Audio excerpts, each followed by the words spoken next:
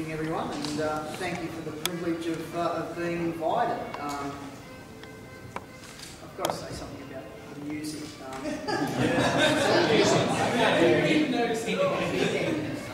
I mean, seriously, look, I know it's annoying, but if they are intent on playing music, I would appreciate it if they played some decent music. I kept hearing the Carpenters and I was having horrible sort of deleterious flashbacks. I hope no one else suffers as much as I did.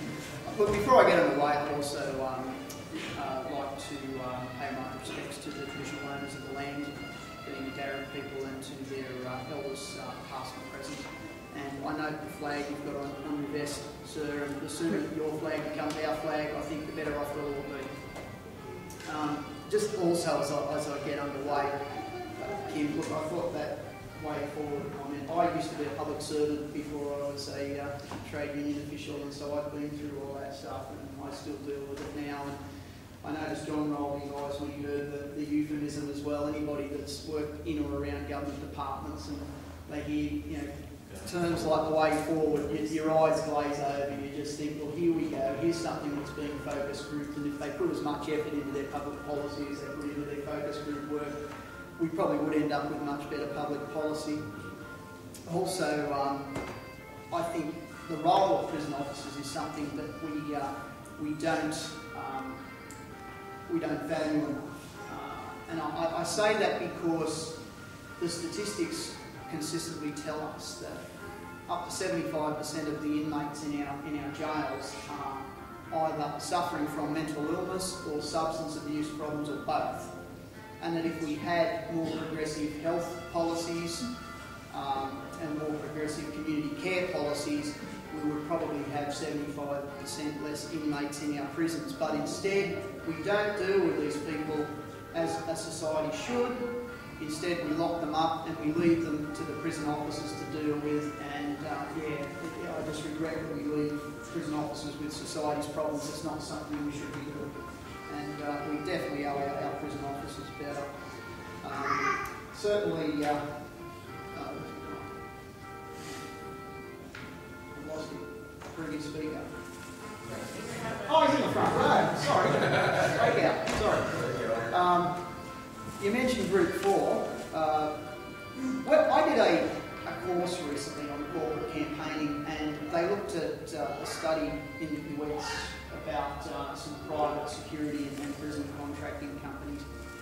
And there was just one particularly appalling company that had an equally appalling name.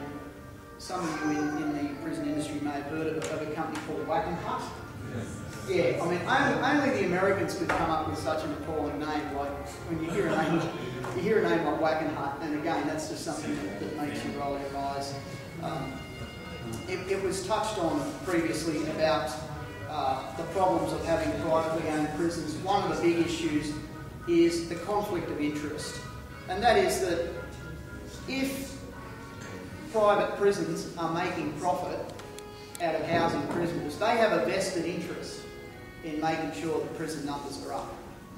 There is a definite conflict of interest there. If you're making money out of higher numbers of inmates, then there is no way you're going to be giving priority towards reforming prisoners and rehabilitating prisoners.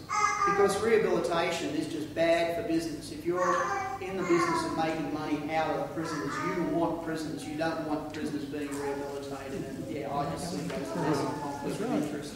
Just picking up on something John Kay said about the electricity. I have an interest in that, not only as a trade union official, but as someone who holds a diploma in electrical engineering.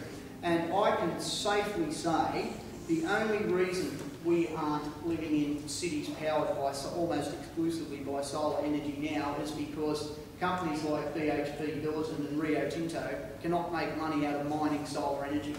That's really, yeah, that's right. But that is really the only reason we are digging coal and uranium, etc., out of the ground, is because there is no money to be made by mining companies out of solar energy. And the sooner we move to a solar future, the better.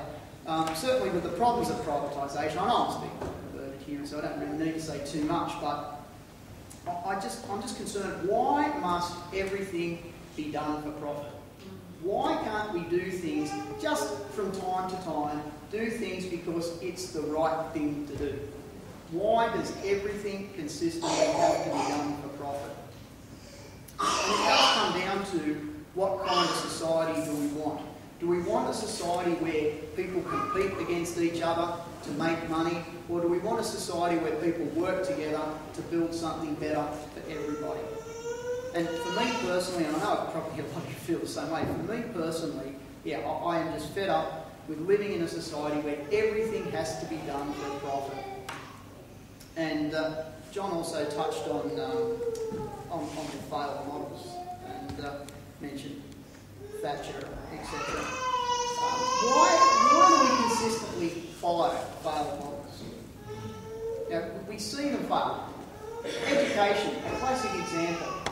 Now, we're taking advice from education experts from Britain, and we're taking advice from education experts from the US. Now, when I last checked, the United States was not only was it not the country in the Americas with the highest literacy level, but was quite far from it. And yet we're going to the US for advice on education. When I last checked, I think Finland was the country with the highest literacy level, so wouldn't you have thought we'd be stacking our education advisory bodies with people from Finland that are fluent in English, and maybe they could give us a few ideas. And I noticed one of their education officials come out last week, made a comment about league tables and basically said, look, we just can't understand why you're doing this. You know, okay, we're number one in the world and we think it's a very, very dumb idea. Rail and transport is another classic example. I've travelled, I've had the privilege of travelling to many countries in the world, and I can safely say that travelling around Berlin and Paris and Rome by train was a very, very pleasant experience.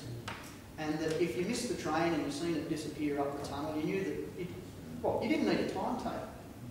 That's one of the problems with our transport system. You need a timetable. In other major cities around the world, you just front up to the transport point, the transport hub, and you just wait for 10 minutes and something will come along. But what do we do? Do we go and talk to the Germans, or do we go and talk to the French about how to run a transport system? No, we go and talk to the British. Now, I've also travelled on the British transport system. And look, the tube's okay, but then that's publicly owned. Greater London City Council. But the rest of the privatised British rail is nothing short of a disaster. So what do we do here with Railcorp in New South Wales? We go and get British experts. Now, we know it's not going to deliver a good public policy outcome, but the reason we do it is because it fits the paradigm. The reason we don't get French experts or German experts, it's not because they're not fluent in English, because they're all fluent in English. The reason we don't get them is because what they'd be telling us is not what we want to hear. It does not fit the paradigm, and this comes back to who controls Treasury and who's actually running the mantra, the one about, what was it, the Macquarie Bank and the Macquarie University and the Macquarie Street. I thought that was very good. I'm going to use it. But I will acknowledge it.